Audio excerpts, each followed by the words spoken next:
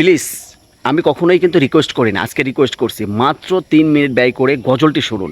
আপনি দুনিয়ায় কেন এসেছেন এবং কেন আছেন এবং দুনিয়া থেকে কিভাবে যাবেন, এই গজলটার ভিতরে সমস্ত কিছু ব্যক্ত করা হয়েছে। আপনার মনের অনুভূতিগুলো আপনি এখানে খুঁজে পাবেন, অর্থাৎ আপনার জীবিত থাকার কারণগুলো কি। যাই হোক, আগে গজলটি শুনুন প্লিজ, রিকোয়েস্ট করব গজলটি শুনবেন এবং শেয়ার করবেন। ভালো না লাগলে তারপরে আমাকে যা ইচ্ছা তাই বলবেন। হঠাৎ করে শুনবি একদিন আমার মৃত্যুর খবর,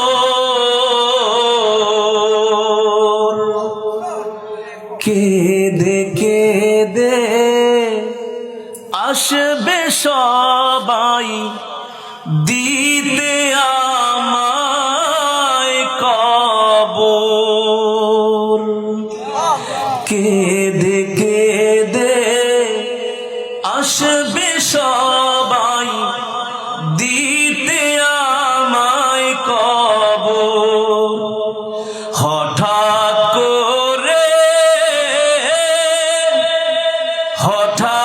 করে শুনবি একদিন আমার মৃত্যুর খবর,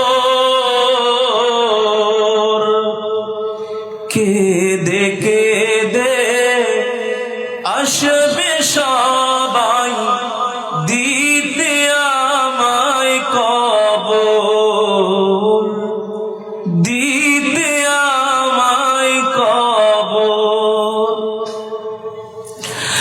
লাশটি আমার থাকবে পড়ে বাড়ির আঙিনায়, মুখের কাফন উঠায় সবাই কাঁদবি যে হায় হায়। লাশটি আমার থাকবে পড়ে বাড়ির আঙিনায়, মুখের কাফন উঠায় সবাই কাঁদবে যে হায় হায়। ওরে এই কাঁদাতে লাভ হবে না, এই কাঁদাতে লাভ হবে না, ভয়ঙ্কর বড় ওই কবর।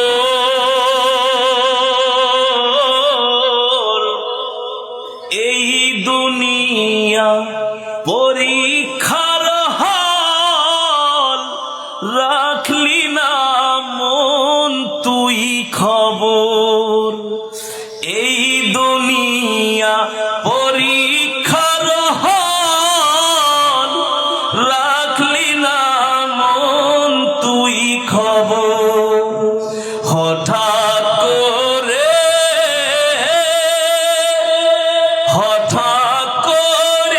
শুনবি একদিন আমার মৃত্যুর খবর,